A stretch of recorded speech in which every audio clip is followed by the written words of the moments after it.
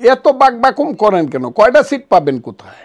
জামাত এবং বিএনপি দুইটা রাজনৈতিক দল, দুইটা রাজনৈতিক দলই তারা নিজেদের স্বার্থে কাজ করে। যখন জাতীয় স্বার্থে এসে একমত হয় তখন একসাথে কাজ করে। আবার যখন মনে করে যে আমাদের ব্যক্তিগতভাবে আমাদের দলীয় স্বার্থ প্রয়োজন তখন দলীয় স্বার্থে কাজ করে। তাতেও কোনো আপত্তি নাই। আপত্তিটা হলো সেই জায়গাতে যখন একজন মনে করে আরেকজনের কাঁধে পা দিয়ে বন্দুক রেখে আমি ক্ষমতায় যাব, তাকে কালিমা যুক্ত করে মশিলিপ্ত করে, সেইখানে ওটা এই যে গত 5 মাস যাবত তো শুধু একই স্লোগান হইতেছে, বিএনপি চাঁদাবাজি করতেছে, বিএনপি দুনিয়া শেষ করে দিতেছে, বিএনপি কিছু রাখতেছে না, এই সব কিছু বিএনপি আর জীবনে ক্ষমতা যাইতে পারবো না, 2 সাপের 1 বিষ, নৌকার দানের শীষ, এইসব কথা কারা কইতেছে? আমরা কইতেছি? আমরা তো বলি নাই। নাম বলতে হয়, যাহা পূর্ব দিকে উঠে তাহা পৃথিবীকে আলোকিত করে, এর অর্থ কি? এর নাম কি? এটা কি কোন লাগে নাকি? কাজে এইগুলা কয়ে তো আমরা তো এত বোকা না, তো আমরা তো বুঝি যে আপনারা কি চাই। একা একা ক্ষমতা যাইতে চান, ইলেকশন করে আসেন না, দেখি না। আমি তো চ্যালেঞ্জ করছি যে জামাত এককভাবে যদি 20টা সিট পায়, 10% ভোট পায়, আমি বুঝবো যে ইয়েস, তাদের সম্ভাবনা উজ্জ্বল বাংলাদেশের রাজনীতিতে।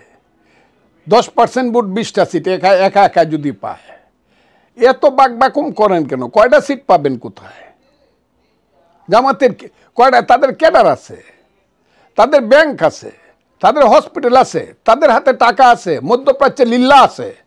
এগুলা করে টাকার মালিক হচ্ছে। শিবির করলে টাকা দিয়ে লেখাপড়া করতে হয় না, ব্যারিস্টারি পর্যন্ত বা আল আজহার বিশ্ববিদ্যালয় পর্যন্ত।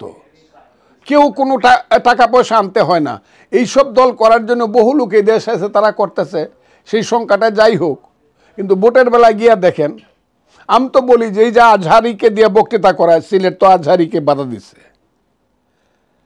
আমি তাদেরকে অসম্মান করতে চাই না। পৃথিবীর কোন দেশে এইভাবে রাতের পর রাত মাইক লাগায় বকে? পৃথিবীর সৌদি আরব, ইরান, ইরাক, সিরিয়া, লেবানন, মিশর, পৃথিবীর পাকিস্তান, পৃথিবীর কোন দেশে এইভাবে মাইক লাগায় সারা রাত শুধু রাজনৈতিক বক্তৃতা হয়, যার নাম কয় ইসলাম? এটা তো একটা ওয়ারান দেশ পাইছে, যা ইচ্ছা তা বলতেছে মৌলানা মৌলবীরা, এবং হেলিকপ্টারে যাইতেছে, গাড়িতে যাইতেছে, লাখ লাখ টাকা নিতেছে। এটা তো একটা ব্যবসা বাণিজ্যের ব্যাপার। এবং এরা তো দুনিয়ার সমস্ত কালচার শেষ করে, বাঙালির যে কালচার, শিক্ষা, সংস্কৃতি, নাটক, যাত্রা, গান, বাউল, মাজার সব শেষ করে দিতেছে তারা। কি চায় তারা? এই দেশে কিছু থাকবে না। সমস্ত বাগানে শত ফুল ফুটলে এটা বাগান, শুধু গোলাপ ফুটলে কি এটাকে বাগান কয়? গোলাপের চাষ করছে, কিন্তু 100 রকমের ফুল ফুটলে এটা বাগান। এই দেশে যাত্রা হবে, নাটক হবে, গান হবে, সিনেমা হবে, কবিতা আবৃত্তি হবে, মিলাদ শরীফ হবে, ওয়াজ মাহফিল হবে, দিনের পর দিন সংকীর্তন হবে, দুর্গা পূজা হবে, ঈদ হবে। তাইলে তো এটা বাংলাদেশ। কি করতে চান দেশটাকে? আমি তো সেই বাংলাদেশ চাই। এখানে যেমন গান থাকবে, পুবালি হাওয়া পশ্চিমে যাও, কাবার পথে বইয়া যাওরে বইয়া, সেই গরিবের সালাম কানি লইয়া, তেমনি গান থাকবে, ভ্রমর কয় গিয়া, শ্রীকৃষ্ণ বিহনে আমার অঙ্গ যায় জ্বলিয়া রে ভ্রমর কয় গিয়া। সব থাকবে, কেউ কাউকে বাধা দিবে না। আমি খুব ক্লিয়ার বলি।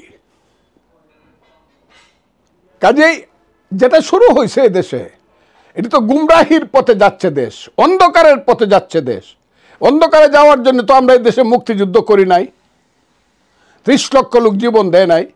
আমরা অন্ধকারের পথে ঢুকছি কেন? আর এইভাবে তো একটা দেশ চলতে পারে না। কি আপনাদের মনে হয় একটা দেশ? এখানে কোনো সরকার আছে? এদের কোনো নিঃশ্বাস প্রশ্বাস পাওয়া যায়?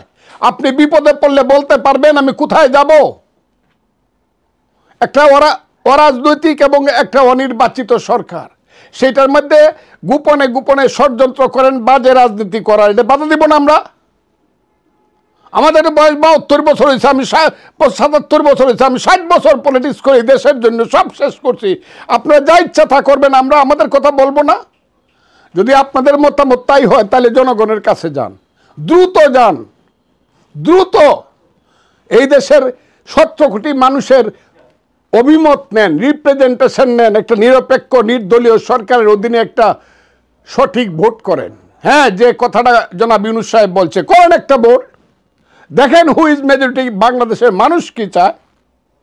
এইগুলা করবেন না, খালি দিনের পর দিন ইলেকশনের কথা কইলেই নতুন বোর মতো বুক গুমরা করে থাকবেন কেন?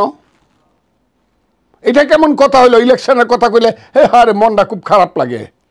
বিনা ইলেকশনে ক্ষমতাতে কি চান আপনারা?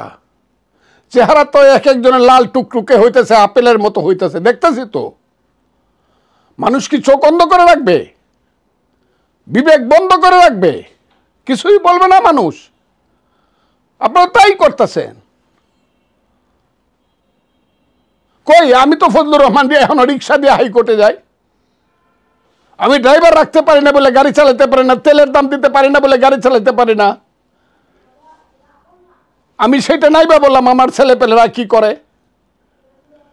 এত সানাতুলিয়া খায় না, সবাই কাজ করে খায়, সবচেয়ে ছোটটা ব্যারিস্টার। কাজে উপরের গুলা কি বুঝবার চেষ্টা করেন। আমি একটা গাড়ি চালাতে পারি না, আপনার 4 কোটি টাকা দামের গাড়ি চালান কেমনে? কি করে 25টা গাড়ি লইয়া 50টা মাইক্রোবাস নিয়ে এখানে যান? কেমন করে 100 গেট করেন বাড়িতে গেলে পরে? এগুলা কি? এটা তো অপসংস্কৃতি। রাজনীতি তো আপনারা ধ্বংস করে দিচ্ছেন, আমাদের ভবিষ্যৎ জেনারেশনকে তো আপনারা ধ্বংস করে দিচ্ছেন। এই দেশ থাকবে না যতদিন চন্দ্র সূর্য উঠবে।